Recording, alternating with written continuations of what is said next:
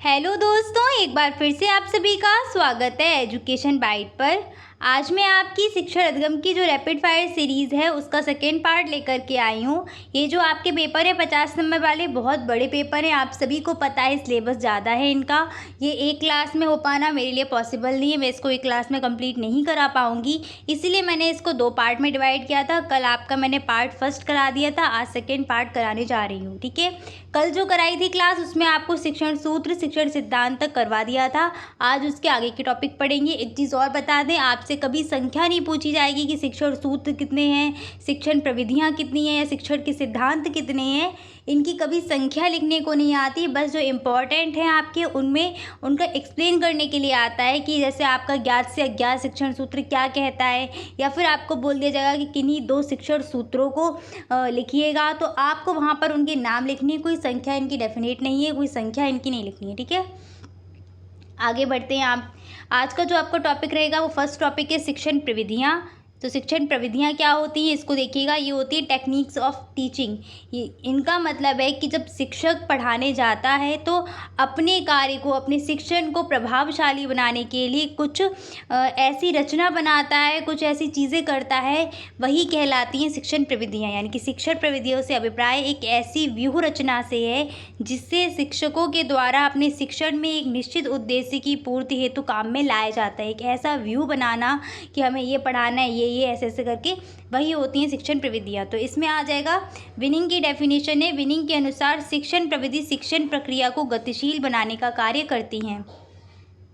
इनकी आवश्यकता या उपयोगिता क्यों है, तो यहीं से आप 3-4 पॉइंट निकालो और शिक्षण सूत्र आ जाएं, शिक्षण सिद्धांत आ जाएं, इनकी क्यों आवश्यकता है, क्या महत्व है, सभी में आपको वही 4 से 5 पॉइंट लिख देने हैं। तो शिक्षण की प्रकृति का निर्माण करने के लिए दूसरी आवश्यकता क्या है, शिक्षण उद्देश्यों का निर्धारण करने के लिए इम्पॉर्टेंट है ये। सुनिश्चित या सुनियोजित संगठित अच्छे ढंग से पाठ योजनाओं को क्रियान्वित करने के लिए। और सबसे अच्छा पॉइंट है आपका चौथा पॉइंट, इसको याद कर लो, जब भी शिक्षण सूत्र सिद्धांत है वहाँ पर ये ज़रूर लगा देना कि शिक्षण विधि को कक्ष में प्रभावशाली शिक्षण बनाने के लिए प्रयोग करते हैं। शिक्षण सूत्र आ जाए तब भी लिख दो कि प्रभावशाली शिक्षण के लिए इनका प्रयोग करते हैं। शिक्षण सिद्धांत आ जाए तब भी लिख देना। ठीक है, अगला है इसका पॉइंट कि शिक्षण को वैज्ञानिक दृष्टिकोण प्रदान करने के लिए इन विधियों का प्रयोग करते हैं। और नेक्स्ट है कि शिक्षण को नवीन तकनीकी की जानकारी मिलती रहे जिससे शिक्षण हमारा और इफ़ेक्टिव रहे, तो इसलिए हम शिक्षण प्रविधियों का प्रयोग करते हैं। आते हैं इम्पॉर्टेंट शिक्षण प्रविधियों पे। पहली है प्रश्नोत्तर, दूसरी है आपकी विवरण प्रविधि, वर्णन प्रविधि, व्याख्यान प्रविधि, स्पष्टीकरण। ये लगभग चारों एक जैसी हैं। इसके बाद कहानी कथन प्रविधि, निरीक्षण एवं अवलोकन प्रविधि, उदाहरण प्रविधि, खेल एवं गतिविधि आधारित प्रविधि, समूह चर्चा प्रविधि, प्रयोगात्मक कार्य प्रविधि, वाद विवाद प्रविधि, कार्यशाला प्रविधि और प्रभर प्रविधि। यहाँ पर मैंने सभी पर इम्पॉर्टेंट लिखे हुए हैं, ये बहुत इम्पॉर्टेंट हैं, ये आपके लघुत्तरीय प्रश्न में ज़रूर मिलती हैं और आपके वेरी शॉर्ट में, तो इनको अच्छे से याद कर लो, यानी कि समझ लो। आपको कुछ याद नहीं करना है शिक्षण अधिगम में। शिक्षण अधिगम में सब चीज़ें समझनी है और अपनी भाषा में लिखनी है। इतनी थ्योरी है, कहाँ तक याद करोगे, कुछ नहीं याद करना, बस जो फैक्चुअल क्वेश्चन है आपके फैक्ट वाले उनको याद करो, बाकी सब कुछ समझो। अब पहली प्रश्नोत्तर जो प्रविधि है उसको समझते हैं। प्रश्नोत्तर प्रविधि का जो निर्माण है वो एथेंस के प्रसिद्ध दार्शनिक सुकरात ने किया था, इसीलिए इसको हम बोलते हैं सुकराती प्रविधि। बस ये चीज़ आपको याद करने वाली है। अगला है क्या, इसमें प्रश्नोत्तर प्रविधि का प्रयोग करके बालक के पूर्व ज्ञान की जांच करके उस पर हम आने वाला या आगे का जो नया ज्ञान है उसको जोड़कर बताते हैं। प्रश्नोत्तर प्रविधि में क्या करते हैं, सिर्फ इतना करते हैं कि बालक को पहले कितनी जानकारी है उसका हम ज्ञान कर लेंगे कि बालक को ये चीज़ें आती हैं और उसी पर जोड़ते हुए हम आगे की चीज़ें बताएंगे। जैसे हमने बालक से पूछा उसको जोड़ घटाना आता है, हासिल वाले नहीं आ रहे, तो बस उसको जो जोड़ घटाने आ रहे हैं उन्हीं पर हम क्या करेंगे, नया ज्ञान यानी कि हासिल वाले जोड़ घटाने ऐड करके और नई ज्ञान की जानकारी देंगे। पिछले ज्ञान से प्रश्नोत्तर प्रविधि में क्या किया, पहले का ज्ञान पूछा, पूर्व कितनी जानकारी है बच्चे को, उसी पर नया ज्ञान दे दिया। जैसे देश के बारे में बता रहे हैं, बच्चों से पूछा कि देश क्या होते हैं, आप कहाँ कहाँ घूमे हो, कहाँ पर रहते हो, किस देश में रहते हो, बस इसी पे जानकारी करते हुए बाकी की चीज़ों की जानकारी को, नई ज्ञान को ऐड कर देना। ठीक है, प्रश्नोत्तर प्रविधि के गुण क्या क्या हैं, तो देखो इसमें छात्र और शिक्षक दोनों ही क्रियाशील रहते हैं, दोनों एक्टिव रहेंगे। और सबसे इम्पॉर्टेंट आपका पॉइंट है कि जब हम प्रश्न पूछते हैं तो बच्चे को सोचने का अवसर मिलता है और वो उसको खुद ही अपनी समस्या ढूंढने का अवसर प्रदान होगा, यानी कि समस्या का समाधान भी बच्चा खुद ढूंढना सीख जाएगा। तो यही आप इसमें ऐड करो कि स्वयं सोचने के अवसर मिलते हैं और अपनी समस्या का समाधान वो स्वयं करना सीख जाता है। इस प्रविधि के प्रयोग से कक्षा में अनुशासनहीनता की समस्या नहीं आती। जब हम प्रश्न पूछेंगे बच्चे एक्टिव रहेंगे तो ऊधमबाजी वो नहीं करेंगे ज़्यादा। नेक्स्ट क्या है, छात्र में नवीन ज्ञान की जिज्ञासा बनी रहेगी। सीखे हुए ज्ञान और कौशल की पुनरावृत्ति के अवसर प्रदान करने पर विद्यार्थी के मस्तिष्क में एक व्यूह रचना निर्मित होती रहेगी। जितना पढ़ाओगे उसमें से भी क्वेश्चन पूछते रहो तो एक सीक्वेंस, एक चक्र बनता रहेगा उनके मस्तिष्क में।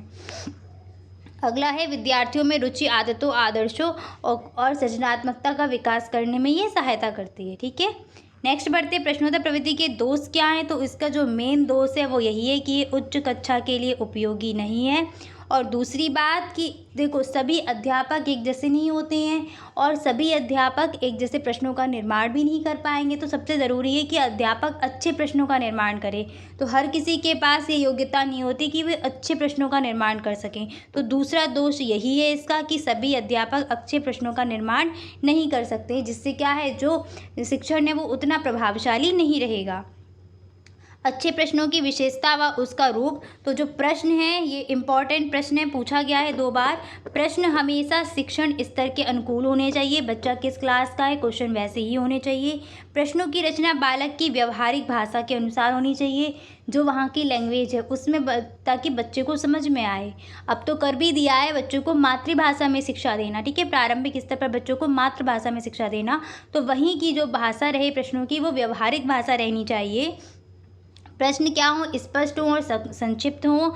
कई सारे प्रश्नों को एक ही प्रश्न में नहीं डाल देना है, जिससे बच्चा कंफ्यूज हो जाएगा तो आंसर नहीं दे पाएगा। इसलिए कोशिश करो कि प्रश्न स्पष्ट हो, बच्चे को समझ में आना चाहिए। ठीक है, और प्रश्न की भाषा सरल होनी चाहिए। प्रश्नों में क्रमबद्धता होनी चाहिए। प्रश्न उद्देश्य के साथ संबंधित होने चाहिए, आलतू फालतू के क्वेश्चन नहीं करने हैं। और एक प्रश्न में एक ही विचार होना चाहिए। दोहरे या अधिक विचार वाले प्रश्न क्या है, उलझन में डाल देते। ये बात मैंने अभी क्लियर कर दी थी कि एक ही क्वेश्चन पूछना है। एक क्वेश्चन में ही 4-5 क्वेश्चन मत मिलाइए। हाँ, वो बड़े स्तर पे आएंगे तब वो बात अलग है, वहाँ यूज़ कर सकते हैं, लेकिन प्राथमिक स्तर पर इन चीज़ों का प्रयोग नहीं करना। नेक्स्ट है विवरण प्रविधि। तो विवरण प्रविधि में क्या होता है, विवरण, वर्णन और स्पष्टीकरण और व्याख्यान ये लगभग एक जैसी, बस थोड़ा थोड़ा अंतर है इसमें। विवरण प्रविधि में क्या है, जैसे घटनाओं का विवरण करते हैं ना, कहीं कुछ भी आपका जैसे एक्सीडेंट हुआ तो उसका विवरण करते कि ये यानी कि सीक्वेंस में एक क्रम से चलता है विवरण, पहले ये फिर ये फिर ये, मतलब क्रमबद्ध तरीके से। तो विवरण वही होता है। विवरण प्रविधि में छात्रों के मस्तिष्क में वस्तुओं और घटनाओं के मानसिक चित्र इतने सजीव ढंग से प्रस्तुत किए जाते हैं कि पाठ्य वस्तु आसानी से समझ सके। अर्थात इसमें शिक्षक क्या करता है, अपनी कल्पना शक्ति का सहारा लेते हुए किसी वस्तु या घटना को इस प्रकार विवरण करता है कि छात्र उसको सरलता पूर्वक समझ सकते। एक एक लाइन, एक एक स्टेप बताता हुआ चलेगा। यह प्रविधि विज्ञान एवं गणित विषयों में कम उपयोगी है, जबकि सामाजिक अध्ययन के विषय के लिए बहुत उपयोगी रहती है। जैसे आपको कोई राजा महाराजा के बारे में बताना है, कहीं की स्थापत्य कला के बारे में बताना है, तो वहाँ पर ये काम आएगी। अच्छा, इस प्रविधि की विशेषताएं क्या हैं, तो बच्चों में तार्किक जो क्षमता है उसका विकास हो जाएगा। जिज्ञासा उत्पन्न बनी रहेगी इससे। जब आप एक एक स्टेप बताओगे तो अगला क्या होने वाला है वो तुरंत एकदम तैयार रहेंगे कि अच्छा ये हो सकता है, तो जिज्ञासा बनी रहेगी बच्चे में। और विषय वस्तु के प्रत्येक पक्ष पर ये जो है आपका विवरण प्रकाश डालता है। और दूसरा क्या है पॉइंट, कि इसके माध्यम से दिया गया जो ज्ञान है वो बच्चों में स्थायी रहता है, काफ़ी दीर्घ काल तक बना रहेगा। इसकी कुछ कमियां हैं, सीमाएं भी हैं। तो इससे क्या है, शिक्षक सक्रिय रहते हैं। ये चारों जो प्रविधि है ना, विवरण, व्याख्यान, वर्णन और स्पष्टीकरण, इन सब में बस शिक्षक ही सक्रिय रहते हैं, बच्चे निष्क्रिय हो जाते हैं, श्रोता के रूप में बस सुनते हैं। ठीक है, तो ये इसका दोष है। और इसके प्रयोग के लिए एक विशेष दक्षता वाले आवश्यक शिक्षक की आवश्यकता पड़ती है, वरना क्या है जो क्रम है तार्किकता का वो बेकार हो जाएगा। ठीक है, तो जो विवरण रहेगा या व्याख्यान रहेगा, इसमें इन दोनों में ही आपका विवरण और वर्णन में एक ऐसा टीचर होना चाहिए जो अपने विषय में या उस विषय वस्तु में दक्ष है। ठीक है, अगला वर्णन प्रविधि है। तो शिक्षण की इस प्रविधि में शिक्षक को विषय वस्तु को विस्तार पूर्वक प्रस्तुत करना पड़ता है, यानी कि एक्सप्लेन करना है वर्णन प्रविधि में, ताकि छात्र क्या है पाठ को अच्छी तरह से समझ सके। वर्णन प्रविधि के लिए हम क्या कर सकते हैं, मॉडल, चित्र, इनका प्रयोग कर सकते हैं। बच्चों को कहीं घुमाने लेके जा सकते हैं, सामाजिक का ज्ञान देना है, या बच्चों को पेड़ पौधे के बारे में जानकारी देनी है, वनस्पति विज्ञान पढ़ाना है, थोड़ा सा विज्ञान की जानकारी देनी है, तो आसपास अपने उस एरिया में जहाँ पर हैं वहाँ बच्चों को भ्रमण भी करा सकते हैं, जिससे बच्चे बाहर की जो चीज़ें उनको देख के सीख सकते हैं। और शिक्षक क्या है उसका वर्णन करता रहेगा कि ये ऐसा है बेटा, ये ऐसा है, इस तरीके से। ठीक है, बस एक चीज़ का ध्यान रखना है, जब वर्णन कर रहे हो उस समय भाषा सरल होनी चाहिए। ये तो इम्पॉर्टेंट पॉइंट है, कहीं भी हो। जैसे मैं अभी आपको पढ़ा रही हूँ तो मेरी भाषा ऐसी होनी चाहिए कि आपको समझ में आए। अब मैं बहुत सैद्धांतिक या वैज्ञानिक वर्ड्स यूज़ करने लगूँगी तो आपको वो चीज़ समझ में नहीं आएगी, वही टफ लगती है ना। बुक की लैंग्वेज क्यों टफ लगती है, क्योंकि वो बहुत ज़्यादा क्लिष्ट शब्दों का यानी कि कठिन शब्दों का प्रयोग कर देते हैं जो समझ में नहीं आते हैं। इसलिए कोशिश करनी है कि जो भाषा हमारी रहे वो सरल होनी चाहिए और स्पष्ट, आवाज़ एकदम क्लियर हो ताकि बच्चों को समझ में आए और सुनाई दे। नेक्स्ट है वर्णन विधि की सीमाएं क्या क्या हैं। जो उसकी सीमाएं थी वही रहेंगी यहाँ पर। इसमें शिक्षक सक्रिय होता है, छात्र निष्क्रिय हो जाते हैं, कम सक्रिय रहेंगे। कभी कभी वर्णन इतना लंबा हो जाता है कि वो भाषण बन जाता है और बच्चे उसमें ऊबने लगते हैं। और यदि भाषा तथा विषय वस्तु उपयुक्त नहीं है तो शिक्षण में नीरसता भी आने लगती है। वर्णन प्रवृत्ति का सबसे बड़ा दोष यही है कि एक तरीके से बोलते हैं ना, जैसे हम लोग को भी टीचर्स पढ़ाते थे, बोलते थे क्या लेक्चर दे रहे हैं, भाषण चल रहा है यहाँ पर, तो यानी कि उस टाइम पे क्या हो रहे हैं, हम बोर होने लगते हैं वहाँ पर। अगला यहाँ पर विवरण और वर्णन में अंतर क्या है। तो विवरण संक्षिप्त होता है और जो वर्णन है वो विस्तृत या लंबा होता है। ये मौखिक रूप में हो सकता है, ये मौखिक लिखित दोनों ही रूप में प्रस्तुत कर सकते हैं। और इसका प्रयोग कभी कभी स्पष्टीकरण के लिए करते हैं और वर्णन का हमेशा स्पष्टीकरण के लिए ही प्रयोग किया जाता है। व्याख्यान पर आएंगे तो व्याख्यान विधि पुराने ज़माने में चलती थी जब गुरुकुल प्रणाली की शिक्षा होती थी। तो यह प्रविधि सबसे प्राचीन प्रविधि मानी जाती है। प्राचीन शिक्षा प्रणाली गुरुकुल में इसी आधार पर दी जाती थी। किसी विषय वस्तु का गहन ढंग से अध्ययन विश्लेषण करना ही व्याख्यान कहलाता है।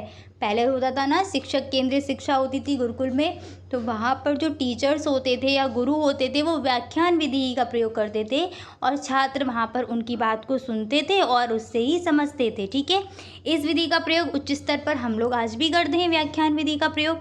ठीक है, ये उच्च स्तर पर रहता है, प्राथमिक स्तर पर इसका प्रयोग इतना नहीं है। अब इसका लाभ या गुण क्या है। पाठ की पुनरावृत्ति भी संभव है, कम समय में अधिक सूचना भी हम दे पाते हैं इससे, जटिल विषय सरल बन जाता है और ऐतिहासिक ज्ञात हेतु सर्वोत्तम विधि है। ऐतिहासिक ज्ञान की अगर जानकारी देनी है, अगर सामाजिक अध्ययन का विषय है, तो वहाँ पर ये बहुत कारगर सिद्ध होगी आपके लिए। दोष सेम मैंने जो आपको बताया उन सबके दोष एक ही हैं कि छात्र निष्क्रिय हो जाता है, एक श्रोता बन के सुनता रहता है। और इस विधि में व्याख्यान में क्या है, तर्क का अभाव होता है, कुछ तर्क नहीं होगा, बच्चा बस सुन रहा है, टीचर बोलता जा रहा है, बच्चा सुन रहा है, समझ रहा है, तर्क वहाँ पर नहीं करेगा, तर्क का अभाव रहेगा। जब तर्क का अभाव है तो मानसिक शक्तियाँ भी सही प्रकार से विकसित नहीं होंगी। जब तक तर्क या जिज्ञासा बच्चे में नहीं पनपेगी तो मानसिक शक्ति का भी जितना विकास होना चाहिए उतना नहीं होगा। तो ये दोनों पॉइंट एक दूसरे से जुड़े हुए हैं। अगला है अध्यापन, यानी कि सिखाने की गति तो तीव्र होती है जबकि सीखने की गति धीमी हो जाती है। होता है ना कि टीचर तो व्याख्या कर रहा है, वैसे मैं अभी सही बताऊँ मैराथन क्लास भी ऐसी ही होती है। यहाँ सिखाने की गति तो बहुत तीव्र है लेकिन अधिगम बहुत मंद गति से होता है। आप खुद ही देखो, इतना सारा सिलेबस है, हम आधा घंटा या 1 घंटा में क्या कवर कर सकते हैं। बस वो तो फिर एक कहानी की तरह पढ़ लिया जाएगा कि नहीं। ये तभी तीव्र होगा जब आप इसको 1 से 2 बार रिवाइज करेंगे। सही बात है कि नहीं। सेम वैसा ही यहाँ पर है कि इसमें सिखाने की यानी कि अध्यापक के पढ़ाने की प्रक्रिया तो तेज रहेगी और अधिगम की यानी कि सीखने की, छात्र के सीखने की जो क्रिया रहती है वो मंद रहती है। अगला आते हैं कि स्पष्टीकरण विधि क्या है। तो स्पष्टीकरण विधि भी एक्सप्लेनेशन टेक्निक होती है, सेम वैसे ही आपकी लगभग चलती है। इसमें किसी वस्तु विषय घटना को अच्छी तरह से समझना या समझाना ही स्पष्टीकरण है।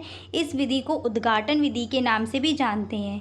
यह विधि ज़्यादातर जटिल विषयों को सरल करने के लिए प्रस्तुत की जाती है। गार्लिक ने क्या कहा गया है, गार्लिक मनोवैज्ञानिक ने बोला है कि स्पष्टीकरण वह प्रक्रिया है जिसके द्वारा शब्द समूह या कथन के अर्थ की समस्त जटिलता को दूर कर दिया जाता है।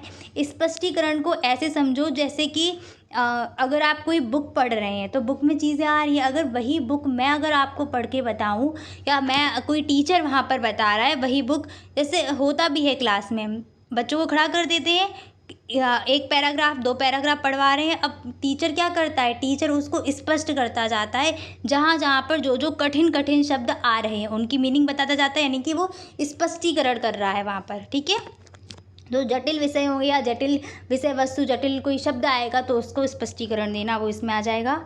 कहानी कथन विधि बहुत इम्पॉर्टेंट है और ख़ासकर प्राथमिक स्तर पर ये बहुत काम आती है कहानी कथन विधि। कहानी कथन या कथावाचन दोनों सेम ही है और कहानी कथन का मतलब ही क्या है, कहानी कथन मीन्स कहना, कहानी कहना ही कहानी कथन विधि है। क्या होता है इसमें, यह विधि कम उम्र के बच्चे यानी कि प्राथमिक स्तर के बच्चों के लिए बहुत उपयोगी है। कहानी कहते समय विषय वस्तु के जटिल भागों को इतना सरल बना दिया जाता है कि छात्र उसको आसानी से समझ लेते हैं।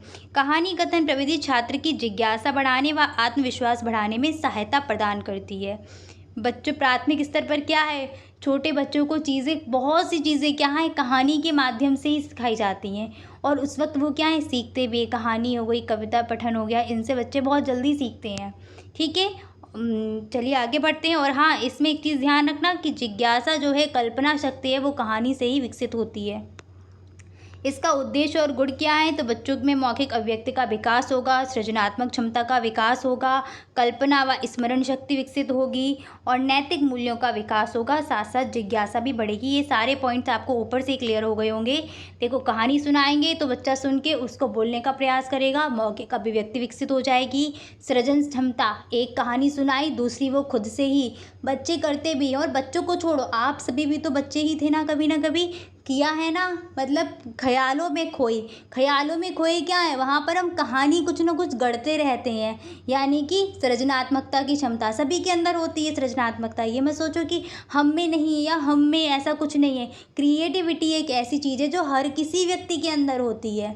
हाँ, वो बात अलग है कि कुछ उसको बहुत अच्छे से बाद में डेवलप कर लेते हैं, कुछ नहीं कर पाते, कुछ की वहीं पर दबके रह जाती है, पर है सभी के अंदर। सभी ने कुछ ना कुछ कहानियाँ बनाई हैं कि नहीं बनाई हैं, बस वही है। तो कल्पना शक्ति का विकास भी होता है यहाँ से।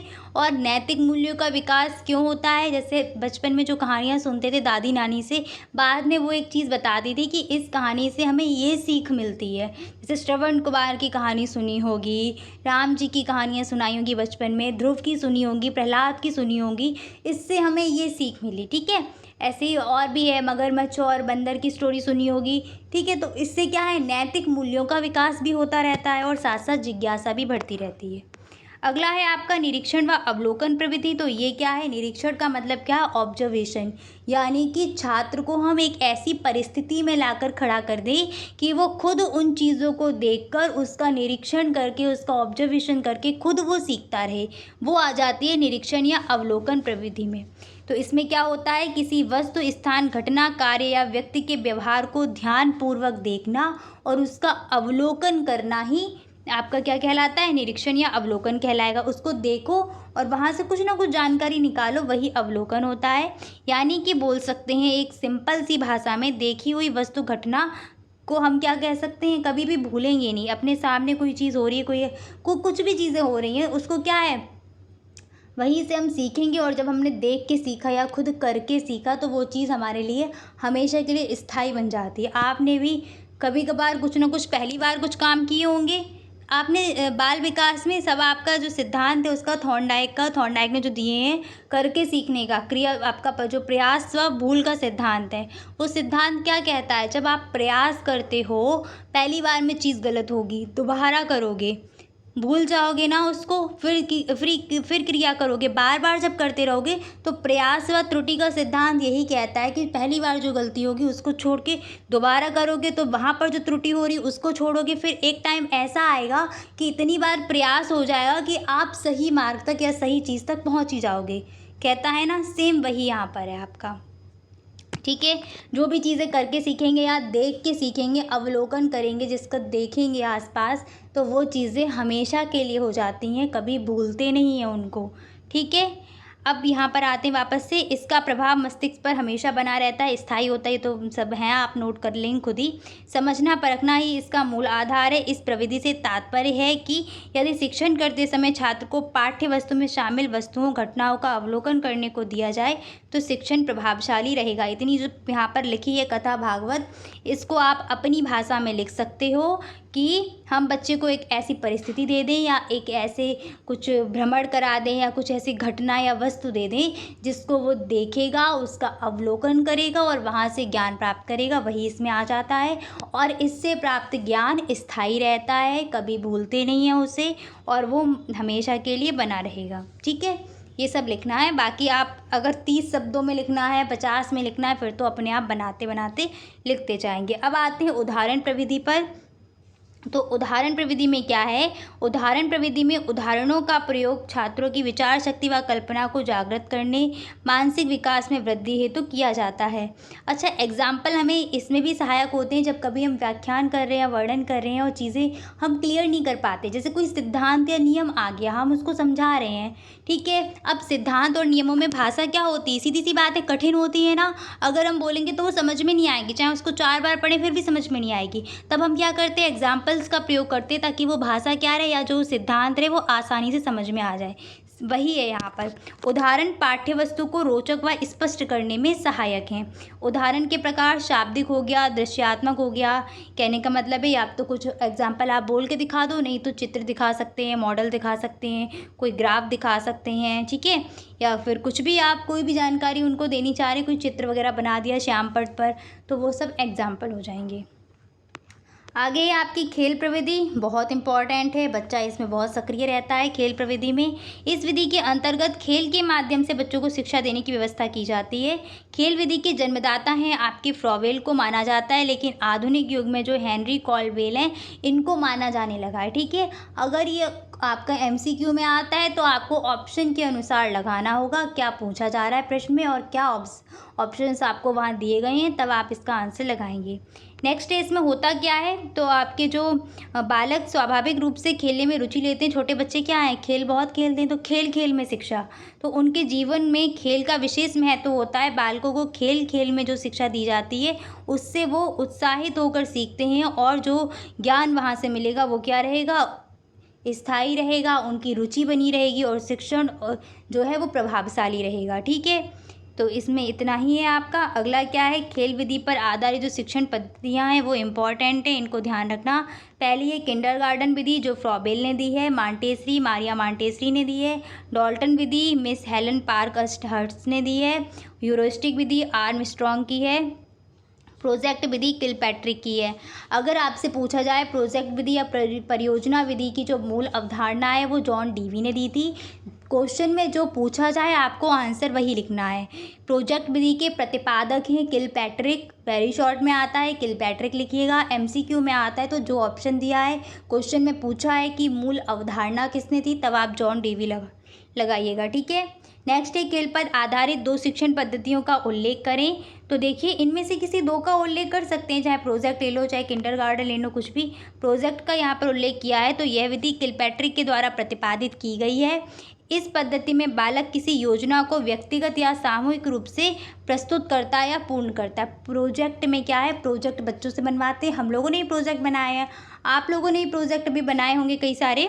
तो इसमें क्या है, मॉडल वगैरह बना सकते हैं, चार्ट वगैरह बना सकते हैं प्रोजेक्ट में, ठीक है। चलो आगे बढ़ते हैं। अगली क्या है, खेल विधि।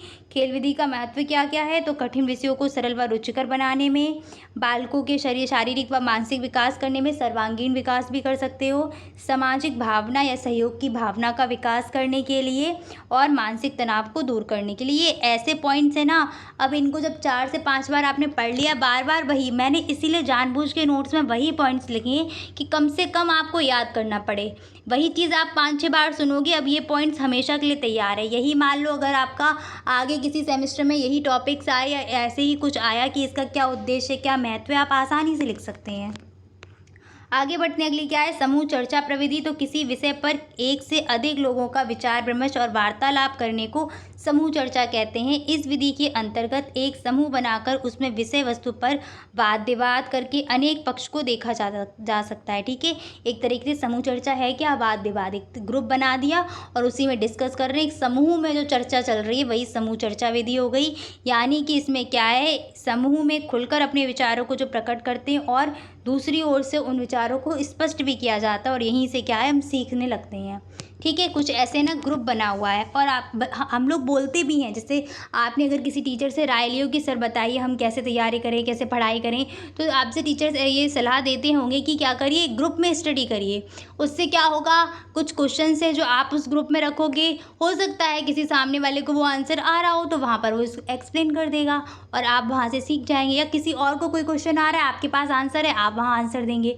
तो इस तरीके से एक दूसरे से सीखते रहेंगे, समस्या का समाधान होता रहेगा और दोनों ही सक्रिय रहेंगे। मान लो ग्रुप में शिक्षक भी है तो शिक्षक भी सक्रिय रहेगा, बाकी के सारे स्टूडेंट्स भी सक्रिय रहेंगे। ठीक है, अगला है, इस विधि का लाभ क्या क्या है। तो लाभ तो वही है, सहयोग और समायोजन की भावना विकसित करना, समस्या संबंधी कठिनाइयों का समाधान करने का पूरा अवसर मिलता है।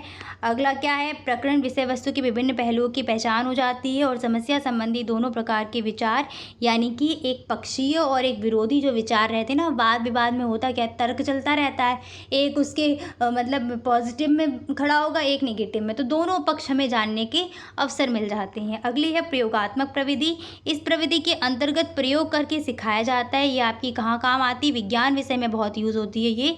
इस विधि का आधार वैज्ञानिकता एवं तार्किकता होता है। प्रयोग के द्वारा शिक्षण करने से छात्र सक्रिय होते हैं, एकाग्र रहते हैं।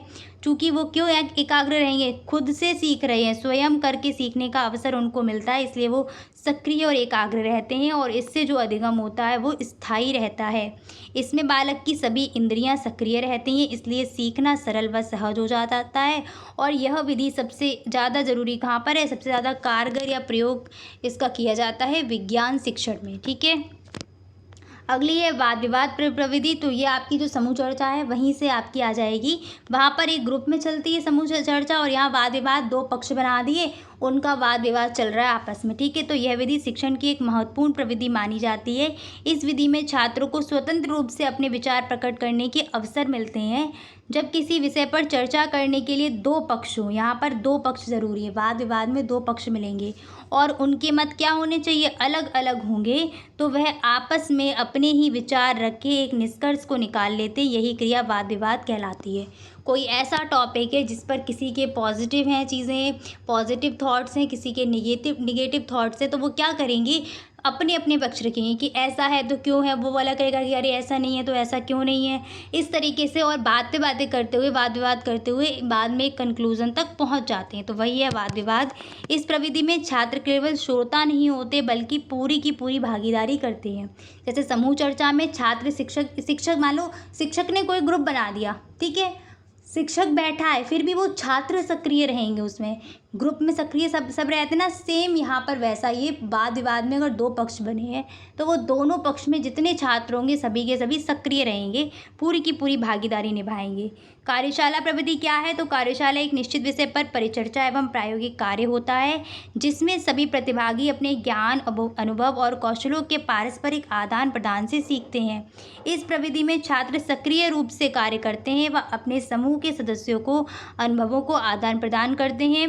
कार्यशाला शब्द जो है वो अभियांत्रिकी क्षेत्र में यूज़ किया जाता है, इसमें प्रायोगिक कार्य एवं नए ज्ञान को अधिक महत्व देते हैं। ठीक है, अगला है भ्रमण या पर्यटन प्रवृत्ति। तो इसमें क्या है, भ्रमण का मतलब होता है घूमना।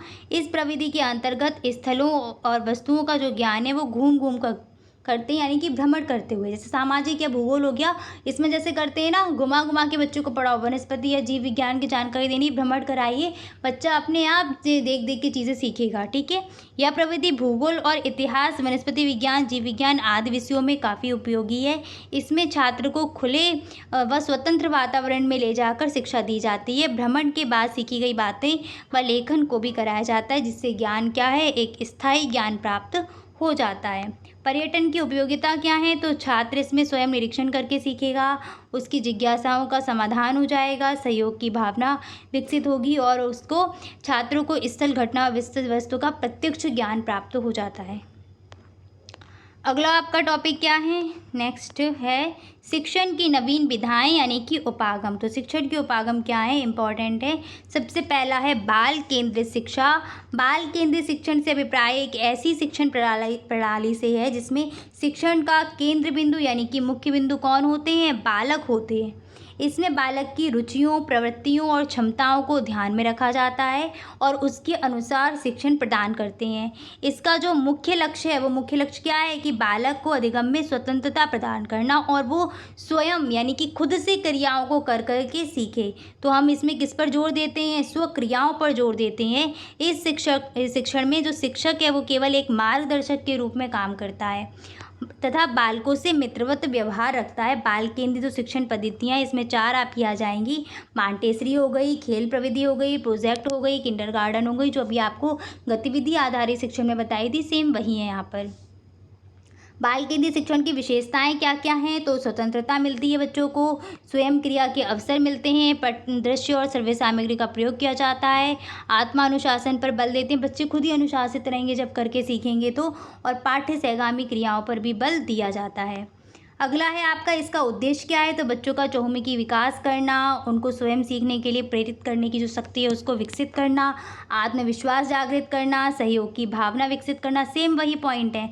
चिंतन मनन जिज्ञासा जैसी प्रवृत्तियां विकसित करना, शारीरिक दंड प्रक्रिया को बहिष्कृत करना, अच्छा पॉइंट है, ये नया पॉइंट मिला, और स्वतंत्र रूप से कार्य करने की प्रवृत्ति को बढ़ावा देना।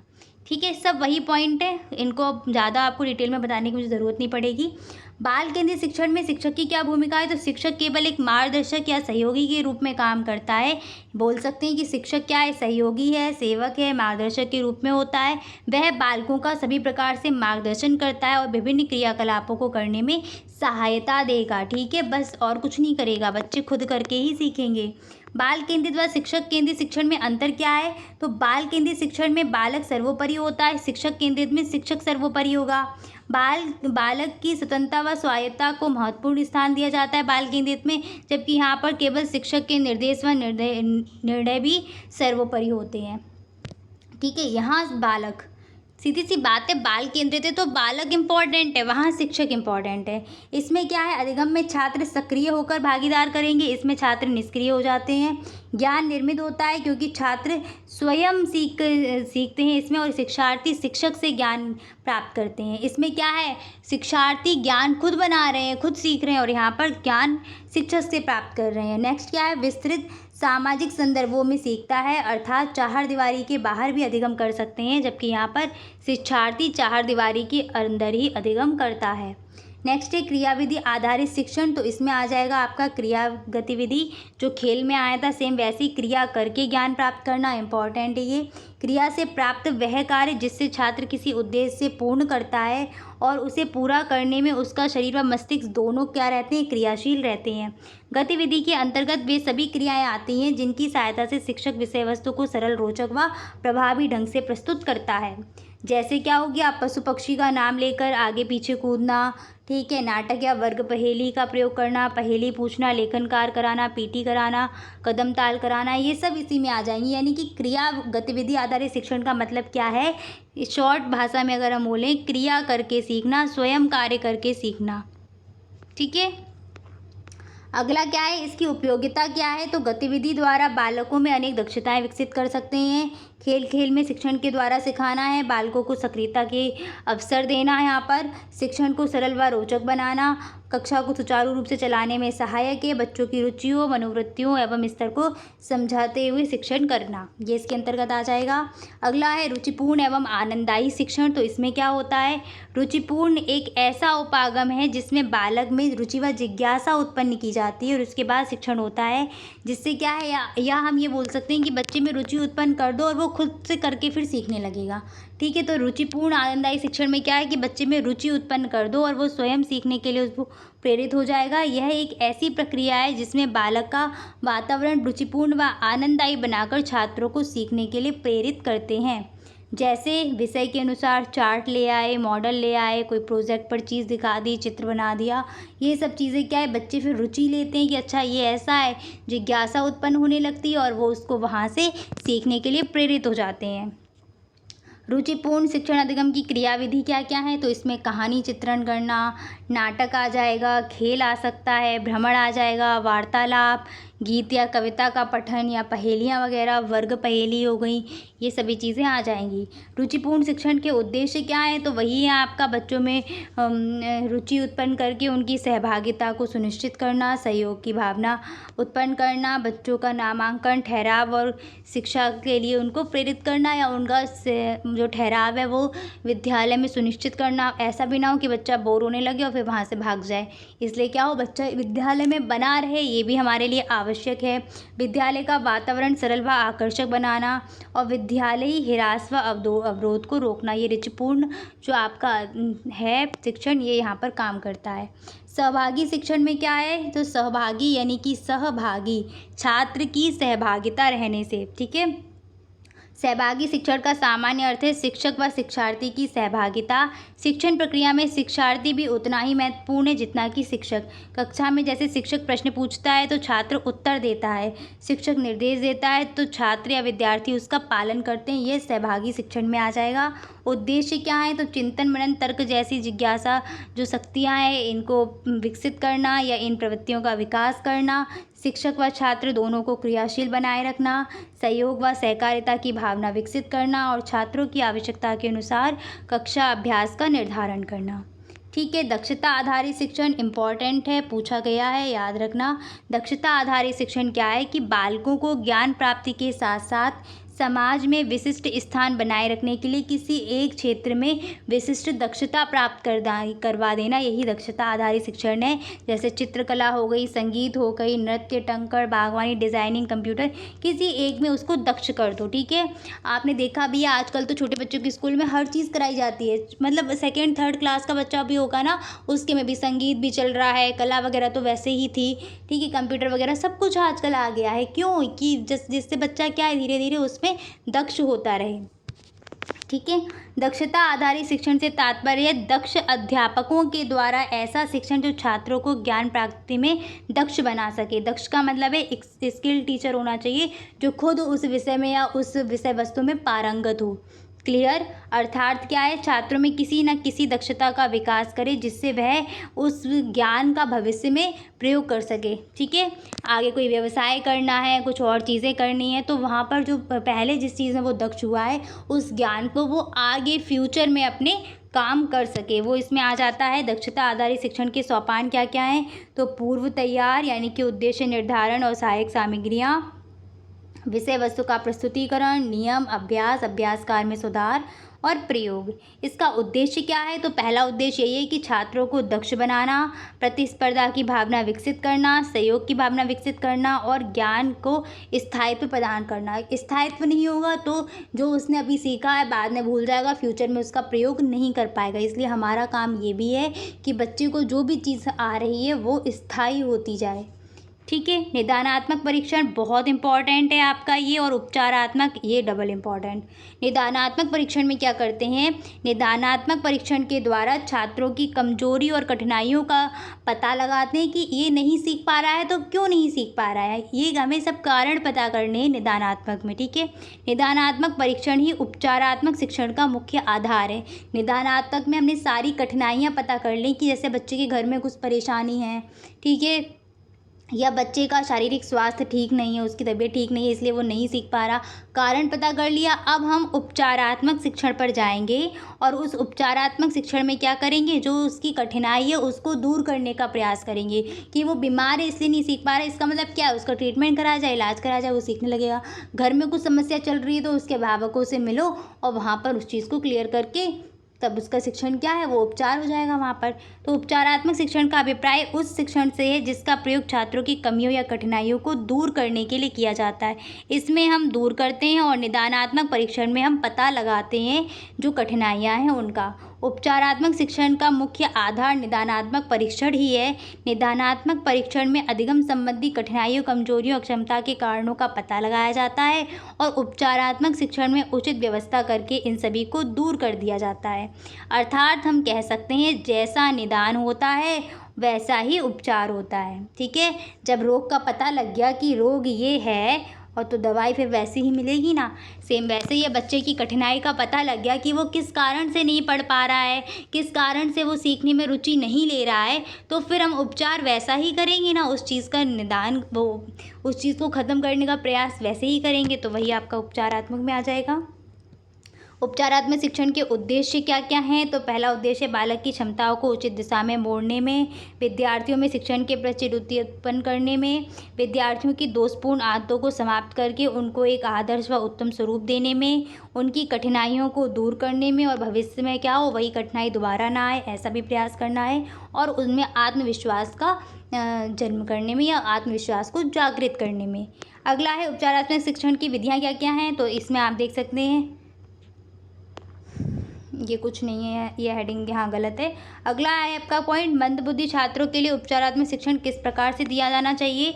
तो इसमें हम लिख सकते हैं कि उनको छोटे छोटे ग्रुप में डिवाइड कर लो और उनकी आवश्यकता के अनुसार शिक्षण दो, बार बार पुनरावृत्ति करो, गृह कार्य दो। ठीक है, मंदबुद्धि बालक है तो क्या है, रिपीट करते रहेंगे तो वो जल्दी सीखेगा या उसको याद बनी रहेंगी चीज़ें। निर्देश को सरल व स्पष्ट करिए, मॉडल चार्ट इन सब का प्रयोग करो, समूह चर्चा करो, वाद विवाद करो, प्रोजेक्ट कार्य वगैरह करो। ठीक है, खेल खेल के द्वारा पढ़ाओ और उसको क्या है प्रोत्साहन देते रहें समय समय पर, जिससे क्या है वो रुचि लेता रहेगा कि हाँ हम भी कर सकते हैं, हम भी सीख सकते हैं। अगला है बहुकक्षा व बहुस्तरीय शिक्षण। तो बहुकक्षा शिक्षण क्या है? बहुकक्षा का अर्थ सीधा सीधा है कि एक शिक्षक के द्वारा एक से अधिक कक्षाओं को पढ़ाना। ठीक है, इसमें शिक्षक एक से अधिक कक्षाओं के छात्रों को एक साथ बैठाकर पढ़ाता है, जैसे कक्षा 1, 2, 3 को एक साथ ले लिया और पढ़ा दिया। ठीक है, अब वो किस तरीके से पढ़ाओगे आप, हो सकता है वहाँ अंताक्षरी करा दो कि आप स्पेलिंग की अंताक्षरी करा रहे हैं, या फिर समूह बना दिया, समूह में चर्चा चल रही है, या कि कोई ग्रुप बांट के कोई कार्य सभी को दे दिया, ऐसे करा सकते हैं। ठीक है, कक्षा शिक्षण जो है, बहुकक्षा शिक्षण कब कराया जाता है? तो नोट याद रखना कि जब कक्षों की कमी होती है तब इसका हम प्रयोग करते हैं।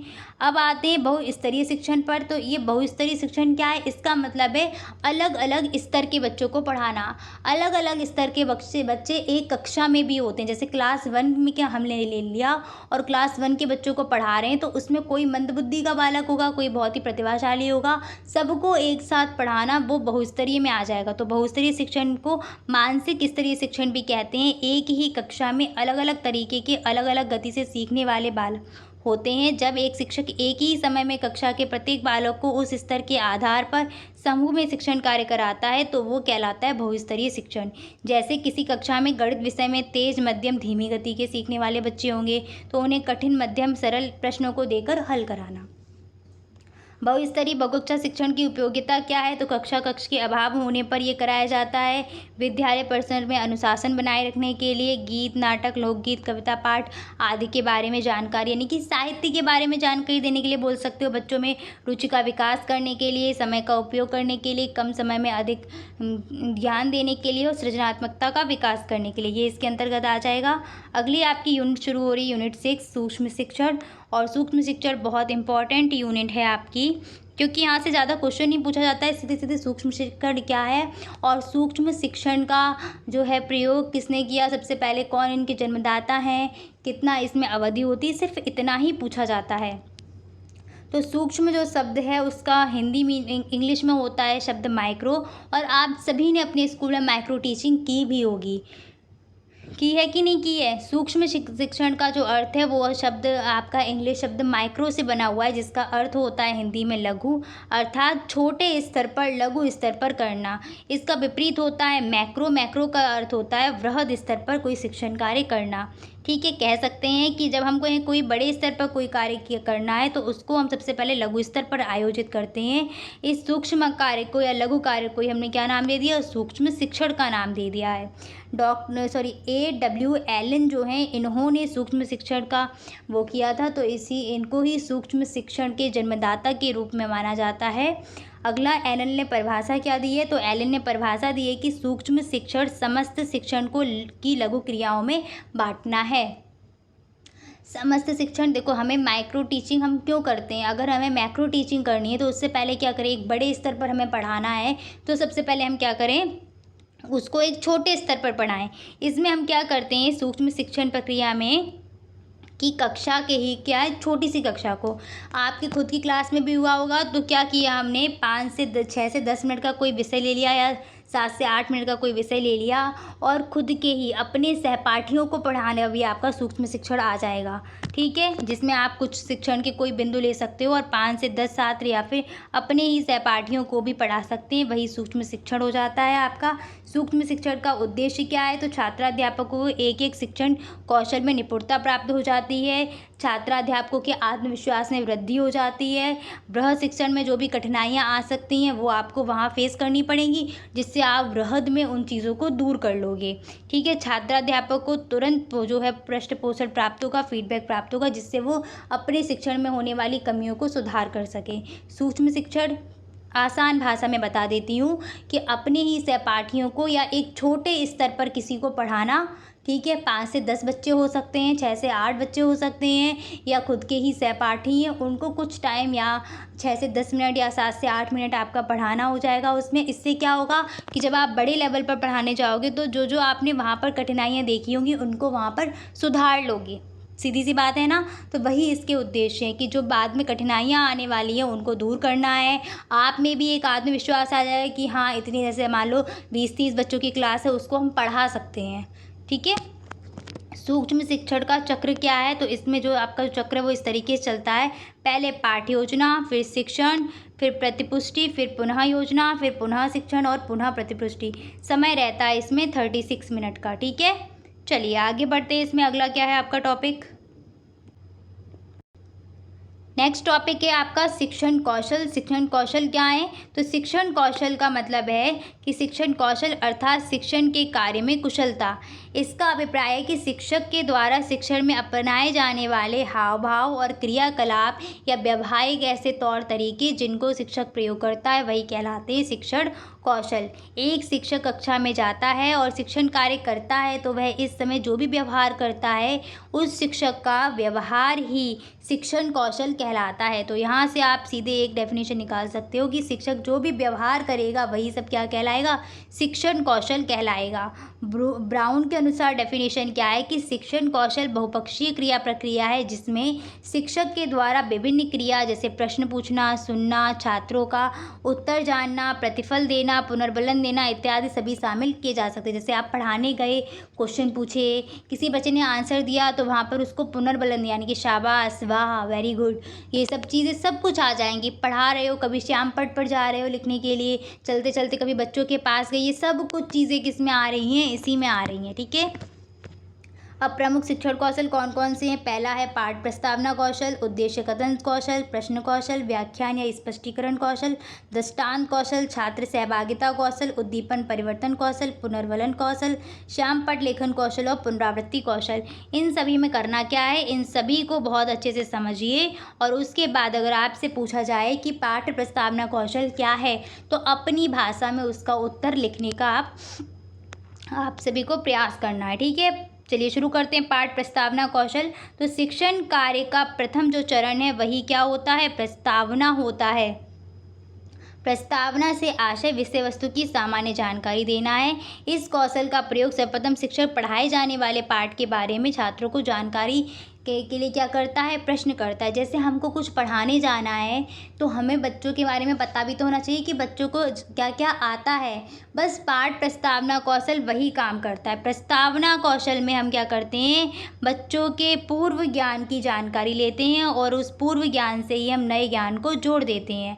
ये ज्ञात से अज्ञात सूत्र का अनुसरण करता है। यहाँ पर एग्जाम्पल से समझो क्या लिखा है, भारत देश का अगर हमें पाठ पढ़ाना है तो प्रस्तावना कौशल में हम क्या करेंगे, सबसे पहले हम बच्चों से पूछेंगे, आप है ना छात्राध्यापक, तो आप क्या क्या क्वेश्चन करेंगे कि बताओ विश्व के कुछ देशों के नाम बताओ। बच्चे आंसर देंगे, जापान, भारत, चीन, अमेरिका, ये सब।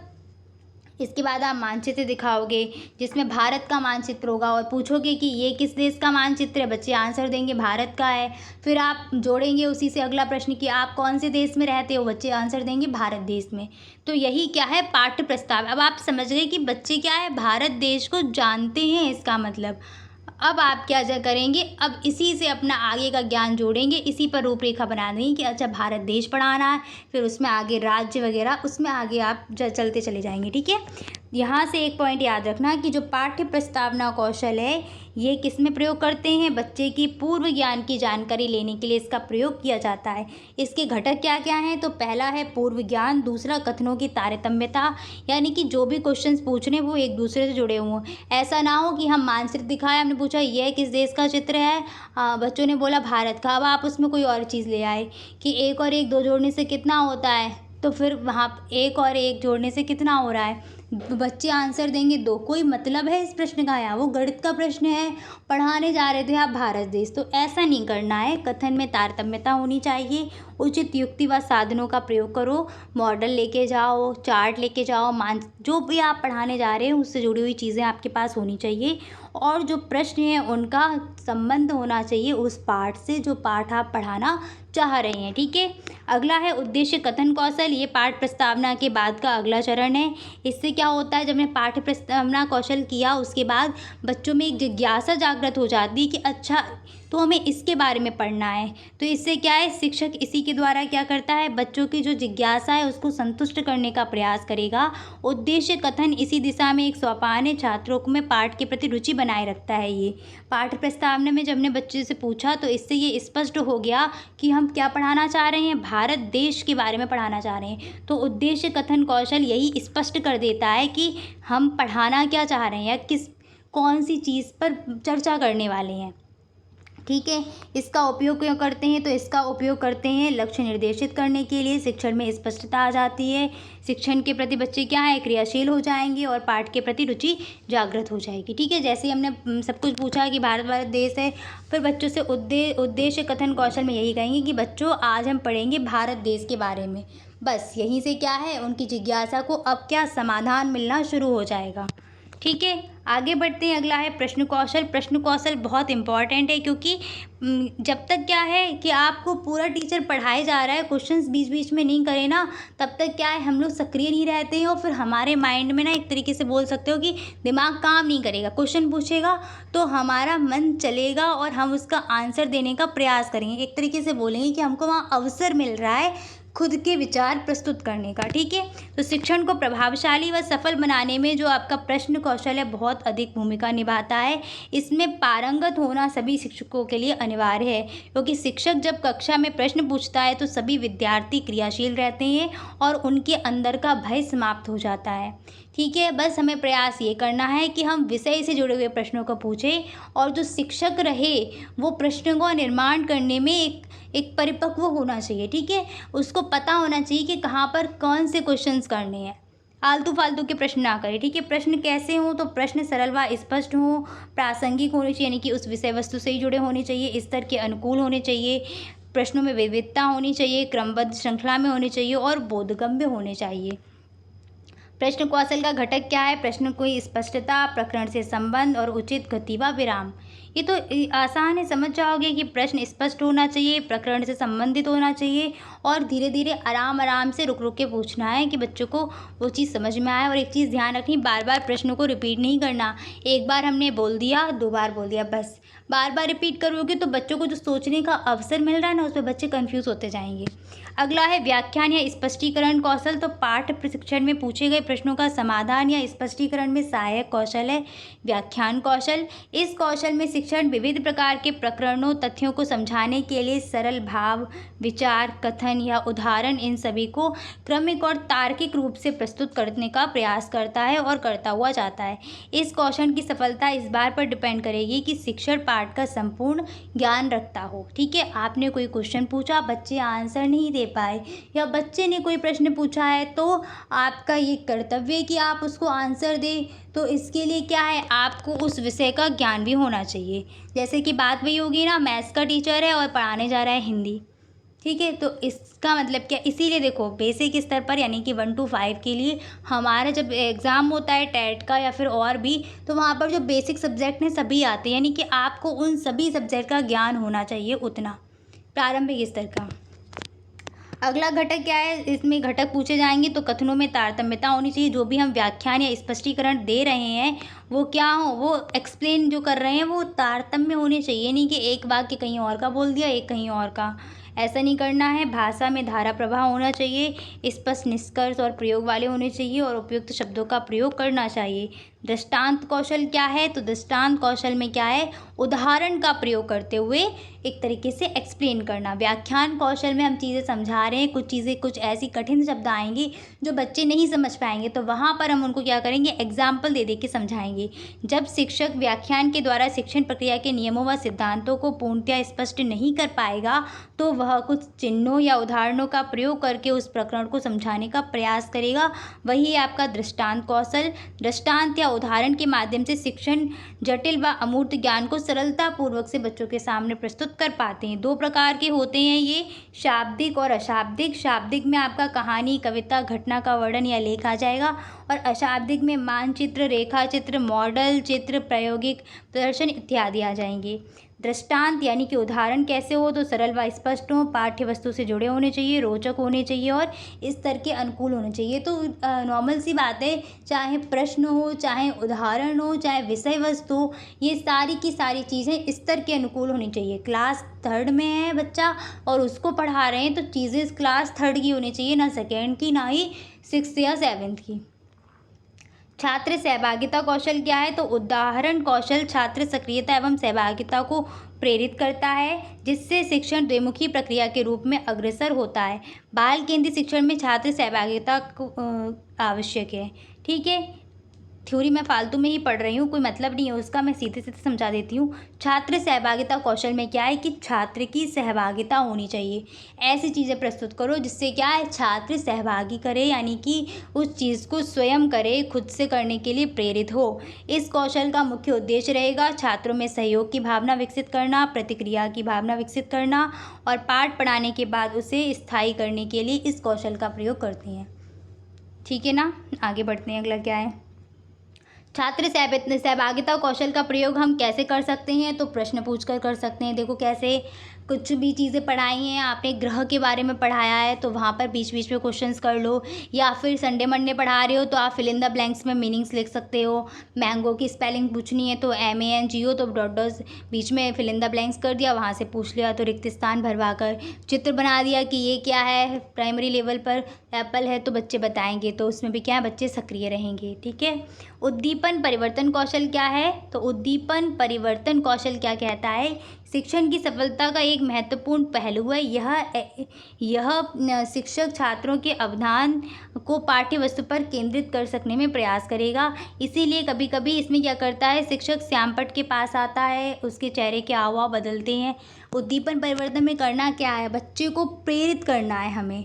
अब वो हमारे ही उससे प्रेरित होगा, जिसमें शिक्षक क्या करेगा, श्यामपट्ट के पास आएगा, कभी कभी छात्रों के पास जाएगा, कभी कभी क्या होगा, उसकी जो मुख मुद्राएं होंगी, ठीक है, हाथ हिलाना, ये सब इसमें आ जाता है। एक्सप्लेन कर रहे हैं तो हाथ हिलाना आएगा, चलना फिरना क्लास में, ये सारी चीज़ें उद्दीपन परिवर्तन में ही आ जाएंगी। इसमें लिखा भी आ गया, कभी कभी हाथ का प्रयोग करके विभिन्न इशारे द्वारा छात्रों को समझाना। इन प्रकार के समस्त उद्दीपनों क्रियाओं का उद्देश्य छात्रों का ध्यान पाठ्य वस्तु की ओर केंद्रित करना ही होता है। इस कौशल को ही उद्दीपन परिवर्तन कौशल कहते हैं।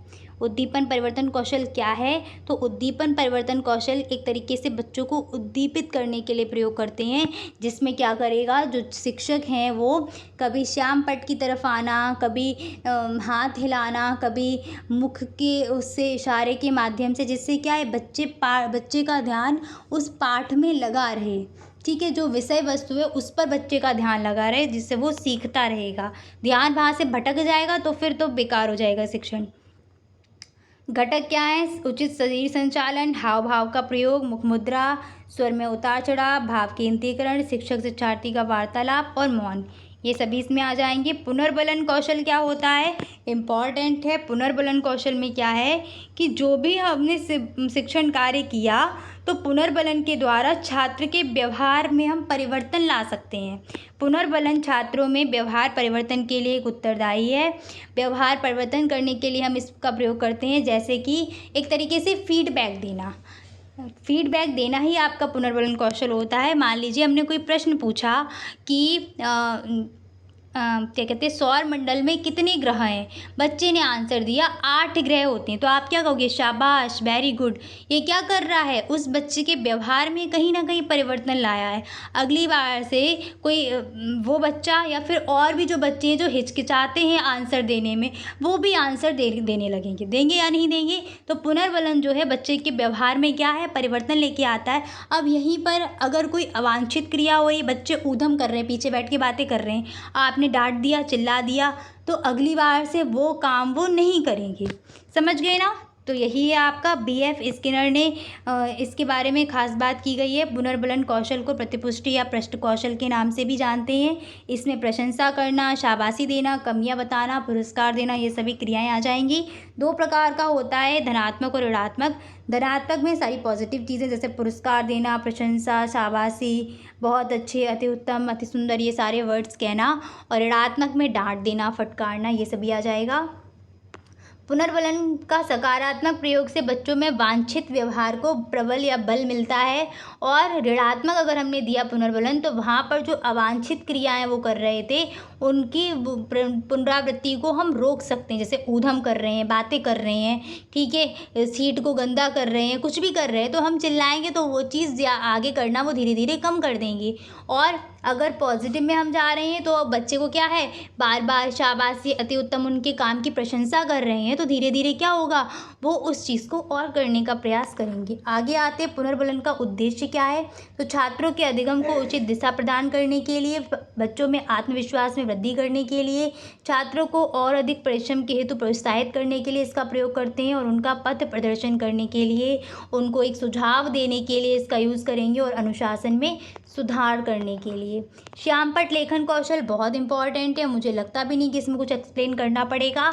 इसका प्रयोग हम कठिन विषयों को सरल करने के लिए, कठिन शब्दों का अर्थ बताने के लिए करते हैं, चित्र बनाने के लिए इसका प्रयोग करते हैं। बहुत इसका महत्वपूर्ण स्थान है शिक्षण में, ठीक है। बच्चे का शिक्षण श्यामपट्ट से ही शुरू होता है, तो श्यामपट्ट का विशेष महत्व है। और खासकर गणित के शिक्षण में पूरा का पूरा गणित आपका श्यामपट्ट पर ही होता है। श्यामपट्ट को अध्यापक का एक सच्चा मित्र कहा जाता है। यह शिक्षण में सर्वाधिक उपयोगी दृश्य उपकरण है। श्यामपट्ट का प्रयोग करने से विद्यार्थी कान से सुनने के साथ साथ आँखों से देखते भी हैं। इससे उनकी दो इंद्रियां देखो सक्रिय हैं कि नहीं है, ज्ञानेंद्रियां दो सक्रिय हैं, आँख भी कान भी दोनों सक्रिय हैं वहाँ पर।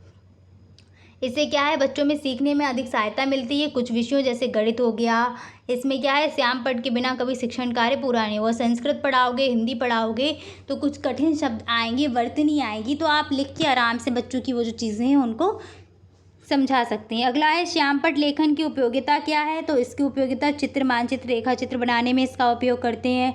विद्यार्थियों को बुलवाकर उनसे लेखन कार्य करवा सकते हैं।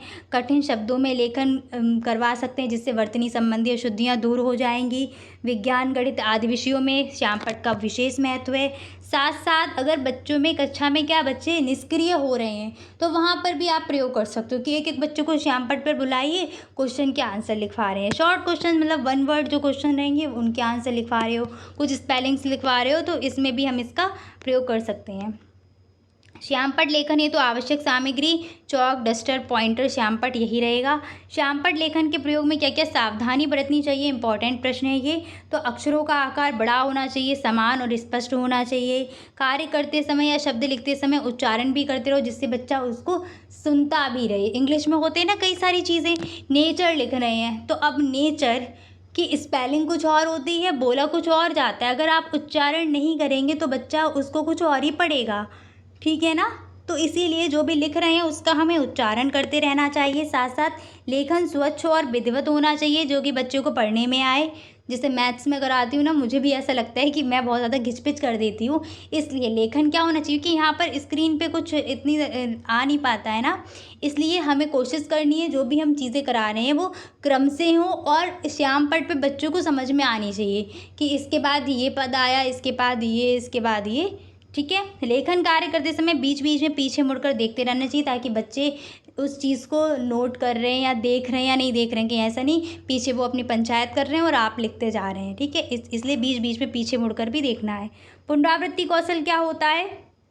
तो पुनरावृत्ति कौशल में आपका यही आ जाएगा कि जो भी पाठ हमने याद कराया है या जो विषय वस्तु उनको पढ़ाई गई है उसी की बार-बार पुनरावृत्ति कराते रहो। तो शिक्षण कार्य कितना सफल रहा इसका मापन अभ्यास प्रश्नों के द्वारा किया जाता है। इसमें पुनरावृत्ति कौशल इसी को कहते हैं। इसमें क्या है, जो भी टॉपिक पढ़ाया है आप जैसे मैंने अभी जब जस्ट 3rd सेमेस्टर की जो क्लास ली थी उसमें संधि पढ़ाई थी। उसके बाद जस्ट मैंने पुनरावृत्ति कराई थी। क्या पुनरावृत्ति कराई थी? पूरी संधियाँ पढ़ाने के बाद एक अभ्यास प्रश्नों के, मुश्किल से आपकी 12 या 15 होंगी संधियाँ या 20 भी हो सकती हैं, उन सभी का अभ्यास करा दिया। तो यही क्या है, यही पुनरावृत्ति है कि जो पढ़ाया और उससे जुड़ी हुई एक्सरसाइज करा दी। सेम आपका मैथ्स में होता भी है। टीचर आपको एग्जाम वहाँ पर क्लास में कुछ चीज़ें बताते हैं, उसके बाद क्या है, होमवर्क के लिए वही एक्सरसाइज दे देते हैं, वही क्या है, पुनरावृत्ति है। ठीक है? और इसके बाद पढ़ाई गई चीज़ों को बार बार दोहराते रहना, यही सब इसमें आ जाएगा, जिससे ज्ञान क्या है, स्थायी रहेगा और त्रुटि रहित रहेगा।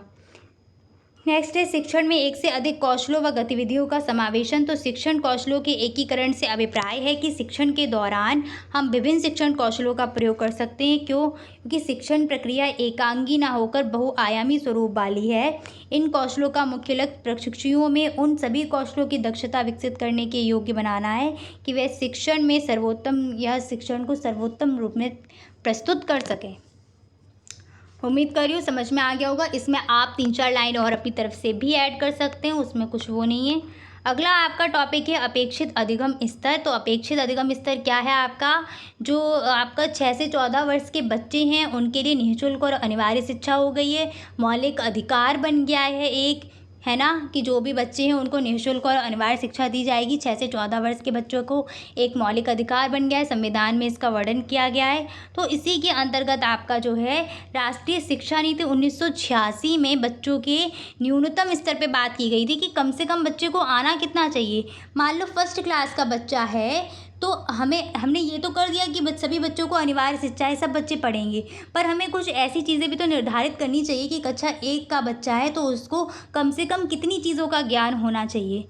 पता चला कि वो कक्षा 1 में है, पढ़ के 2nd में आ गया और उसको 1 की भी चीज़ें नहीं आ रही हैं। तो वही है आपका इसमें कि राष्ट्रीय शिक्षा नीति 1986 ने इस बात पर बल दिया कि स्कूली शिक्षा के प्रत्येक स्तर के लिए न्यूनतम स्तर निर्धारित किए गए, जिससे सभी छात्र निर्धारित दक्षताओं को प्राप्त कर सकें। इससे न्यूनतम अधिगम स्तर कहा गया। संशोधित राष्ट्रीय शिक्षा नीति में इसे अनिवार्य अधिगम स्तर भी कहा गया। अब ये आखिर है क्या? तो इसका अर्थ देखो आप, अपेक्षित अधिगम स्तर, इसमें 3 शब्द आ रहे हैं। अपेक्षित का मतलब है जिसकी आशा की जाए, अधिगम का मतलब है सीखना और स्तर का मतलब है एक ज्ञान की सीमा। कहने का मतलब है कि जैसे मान लिया हमने कि कोई बच्चा 2 या 3 साल का है, तो हम उससे ये अपेक्षा करेंगे ये जो 3 साल का जो बच्चा है इसको कम से कम इतनी चीज़ आनी चाहिए कि कोई पूछे तो अपना नाम बता दे, अपने माता पिता का नाम बता दे, कहाँ पर रहता है उस स्थान का नाम बता दे। क्लास 1 का बच्चा है तो उसको क्या है कि गिनतियाँ आनी चाहिए, कम से कम गिनतियाँ आनी चाहिए। ज़्यादा से ज़्यादा वो कुछ भी कर सकता है, टेबल भी याद कर सकता है, और प्रतिभाशाली होगा तो वो क्या कहते हैं जोड़ घटाना भी करने लगेगा, पर कम से कम उसको गिनतियाँ आनी चाहिए, ABCD आनी चाहिए क्लास 1 के बच्चे को। तो वही है आपका अपेक्षित अधिगम स्तर कि इस सीमा तक या इस स्तर का बच्चा है तो उसको कम से कम इस सीमा तक का ज्ञान प्राप्त होना चाहिए, उसमें वो दक्ष होना चाहिए। तो अपेक्षित अधिगम स्तर का अर्थ है कि प्रत्येक कक्षा व विषय के लिए निर्धारित दक्षताओं को प्रत्येक छात्र को निश्चित समय में अवश्य प्राप्त कर लेना है। सीखने की अधिकतम यहाँ पर कोई सीमा निर्धारित नहीं की, परंतु अपेक्षित स्तर यानी कि जिसकी आशा की गई है बच्चों को वहाँ तक पहुँचने के लिए उपयुक्त वातावरण देना है और उचित अवसर देने हैं। ठीक है, कम से कम बच्चा उतनी चीज़ को सीख पाए। और जैसे मानो 1 साल का समय है कि 1 साल में कक्षा 1 के विद्यार्थी को हमें 1 से लेके 50 तक गिनतियाँ तैयार करानी हैं, तो हमें उस बच्चे को कम से कम 1 से 50 तक की गिनती तैयार कराने के लिए उचित अवसर देने हैं, वातावरण देना है। अब भले ही वो बच्चा 1 से 70 तक या 1 से 100 तक गिनतियाँ तैयार कर ले, उसकी यहाँ पर कोई ज़रूरत नहीं, क्योंकि हमने यहाँ क्या कोई अधिकतम सीमा निर्धारित नहीं की, कम से कम सीमा निर्धारित कर दी है। उम्मीद करिए समझ में आ गया होगा। एग्जाम्पल यहाँ दिया था, 3 साल का कोई बच्चा है तो कम से कम अपना नाम, माता पिता का नाम, रहने का स्थान, इतने ज्ञान की हम उससे अपेक्षा करते हैं। बाद बाकी वो ABCD, ऐसे आजकल है ना पेरेंट्स ABCD भी सिखा देते हैं, 1 2 3 भी बच्चे बोलने लगते हैं, 3 साल के या 4 साल के हैं वो, तो वो अलग बात है। अगला है अधिगम स्तर का उद्देश्य क्या है। तो अपेक्षित अधिगम स्तर का उद्देश्य कि शैक्षिक गुणवत्ता की प्राप्ति सुनिश्चित करना, सभी छात्रों को बिना किसी भेदभाव के गुणवत्तापरक शिक्षा देना और उन्हें निर्धारित कुशलताओं में पारंगत बनाना। ठीक है, आगे बढ़ते हैं। यहाँ से आपकी शिक्षण अधिगम सामग्री शुरू हो गई है, जो आपका लास्ट टॉपिक है और बहुत ही इम्पॉर्टेंट टॉपिक है TLM। ये क्या है इसका मतलब, तो जिस सामग्री का प्रयोग शिक्षक शिक्षण को प्रभावशाली बनाने के लिए करते हैं तथा विद्यार्थी उसे देखकर, सुनकर व प्रयोग करके सीखते हैं, वही शिक्षण सहायक सामग्री कहलाती है। शिक्षण अधिगम सामग्री शिक्षण में केवल सरलता ही नहीं लाती, बल्कि उसमें एक नवीनता का समावेश भी करती है। बहुत ही इम्पॉर्टेंट है आपका TLM। मैकॉन और रॉबर्ट्स ने कहा है कि शिक्षण अधिगम सामग्री छात्रों की एक से अधिक इंद्रियों को प्रभावित करके पाठ्य वस्तु को सरल व रोचक बनाने में प्रभावशाली सिद्ध होती है। ठीक है, इसकी आवश्यकता क्यों है, तो देखो विषय वस्तु को रोचक व आकर्षक बनाने में आवश्यक है, शिक्षण को प्रभावपूर्ण बनाने में आवश्यक है, कक्षा के नीरस वातावरण को रुचिकर बनाने में ज़रूरी है, समय और शक्ति की बचत करती है, अभिप्रेरणा प्रदान करती है, ज्ञान को स्थायी करती है, कल्पना, तर्क, निर्णय की शक्तियों का विकास करती है, वैज्ञानिक दृष्टिकोण उत्पन्न करेगी और ध्यान व एकाग्रता को विकसित करेगी। इजी पॉइंट है, वही है, रिपीट कर रही हूँ बार बार, तो मुझे लगता नहीं कि आपको इसमें कठिनाई होगी। शिक्षण अधिगम सामग्री के प्रकार, तो इंद्रियों के आधार पर ये 3 प्रकार की है, दृश्य सामग्री, श्रव्य सामग्री और श्रव्य दृश्य सामग्री। श्रव्य दृश्य में आ जाएंगी जो केवल देखने में काम होती है, जिसमें केवल आँखों का उपयोग होता है, जैसे मॉडल, चित्र, चार्ट, श्यामपट्ट, ग्राफ, मानचित्र, बुलेटिन कार्ड और कार्टून। श्रव्य में आ जाएंगी जिनका उपयोग कानों से करते हैं, यानी कि जो कानों के जो सुनाई देती हैं वो आती हैं श्रव्य में, रेडियो, ग्रामोफोन और टेप रिकॉर्डर। दृश्य शब्द में दोनों आ जाती हैं, जिसमें आँख कान दोनों का ही उपयोग करना पड़ता है, जैसे चलचित्र, दूरदर्शन, TV, computer, role play, video cassette इत्यादि। ठीक है, दृश्य श्रव्य में क्या है, चित्र भी चलते रहेंगे और हम मतलब आपको दिखाई भी देती रहेंगी चीज़ें और सुनाई भी देती रहेंगी। ठीक है, अगला है उपलब्धता के आधार पर, तो देखो पहला क्या है, अध्यापकों एवं बालकों के द्वारा निर्मित सामग्री, बाजार से क्रय की गई सामग्री, प्रकृति से प्राप्त सामग्री और विभाग के द्वारा प्रदत्त सामग्री। विभाग भी कुछ सामग्री देता है, जिसमें आपकी गणित की किट हो गई, ठीक है, विज्ञान की किट हो गई, ये सब उपलब्ध कराई जाती हैं विभाग के द्वारा। उत्तर प्रदेश शिक्षा विभाग इनको उपलब्ध कराता है। प्रकृति से क्या है, हमने बीज ले लिए, कंकड़ पत्थर ले लिए, पत्तियाँ ले ली, रेत ले ली, ये भी प्रकृति से प्राप्त है। आपसे क्वेश्चन पूछा भी गया था कि निम्नलिखित में से कौन सा प्राकृतिक TLM नहीं है, कंकड़ पत्थर, पत्तियाँ, रेत या फिर मानचित्र, तो वहाँ पर आंसर रहेगा मानचित्र, क्योंकि वो प्रकृति से प्राप्त नहीं है। ठीक है, आगे बढ़ते हैं। अगला क्या है, ऑपरेशन ब्लैक बोर्ड है आपका, इम्पॉर्टेंट है। यहाँ डिटेल में नहीं है ज़्यादा, बस इतना ध्यान रखो कि ऑपरेशन ब्लैक बोर्ड के अंतर्गत आपको कुछ सामग्रियाँ दी जाती हैं, जैसे खिलौने, चार्ट, मॉडल, ब्लैक बोर्ड, पुस्तकें, चौक, फर्नीचर, गणित किट इत्यादि। ठीक है, ऑपरेशन ब्लैक बोर्ड का तात्पर्य क्या है, तो प्राथमिक शिक्षा को एक व्यवस्थित तरीके से बुनियादी सुविधाओं को उपलब्ध कराना। प्राइमरी लेवल पर जो ज़रूरत की चीज़ें हैं, ज़रूरत के सामान हैं, जैसे फर्नीचर हो गया, चौक डस्टर हो गई, किट हो गई, खिलौने हो गए बच्चों के लिए, इनको उपलब्ध कराना, यही ऑपरेशन ब्लैक बोर्ड में आता है। ये आपका 1987 में आया था, बस इतनी बात याद रखना। अगला है उत्तम शिक्षण सामग्री की क्या क्या विशेषता हैं, तो उत्तम शिक्षण सामग्री बिना लागत के प्राप्त होती है। ठीक है, अल्प लागत की सामग्री होनी चाहिए, बहुउद्देशीय सामग्री होनी चाहिए, यानी कि एक से अधिक कक्षाओं पर प्रयोग कर सकें, एक से अधिक पाठों पर प्रयोग कर सकें, ठीक है, विषय के अनुरूप होनी चाहिए, बच्चों की रुचि, आयु और मानसिक स्तर के अनुरूप होनी चाहिए। मोस्ट इम्पॉर्टेंट क्वेश्चन है, दोबारा मिलेगा, पक्का इसको याद रखना। अगला है शिक्षण अधिगम सामग्री के रखरखाव में सावधानियां क्या क्या बरतनी है। तो अच्छी विषय वस्तु का प्रयोग करो, रखने का एक उचित स्थान होना चाहिए, सॉरी अच्छी वस्तुओं का प्रयोग करना है, विषय वस्तुओं का प्रयोग नहीं करना, एक अच्छी जगह पर रखना, ठीक है, और समय समय पर उनकी सफाई करते रहना, उनकी मरम्मत कराते रहना, उनके प्रयोग में सावधानी करना और कीड़े मकोड़ों से उनको बचाना। ठीक है, यहाँ पर आपका जो शिक्षण अधिगम है वो हो गया है कंप्लीट। उम्मीद कर रही हूँ समझ में आया होगा। थोड़ी सी क्लास फास्ट रही होगी, तो देखो मैराथन क्लास है और सेम वही पॉइंट्स हैं। जब उद्देश्य, महत्व, आवश्यकता पूछी जाए तो मेरा खुद पढ़ाने का मन नहीं करता, क्योंकि वही सेम मैंने पॉइंट्स लिखे हुए हैं सिर्फ इसीलिए, क्योंकि जब मैंने पढ़ा था तो मैंने ये चीज़ बहुत फेस की थी कि इतने सारे पॉइंट्स हैं, सब में वही आना है, कुछ कुछ चीज़ें सेम ही हैं, तो क्यों ना पॉइंट्स को वैसा ही बनाओ कि हर जगह वही काम आ जाए। ठीक है, चलिए क्लास कैसी लगी ज़रूर बता दिया करो क्लास होने के बाद। इतना ही रखते हैं, मिलेंगे फिर आपकी अगली रैपिड फायर सीरीज़ के साथ। Thanks for watching and please like share and subscribe my channel. Bye bye, take care.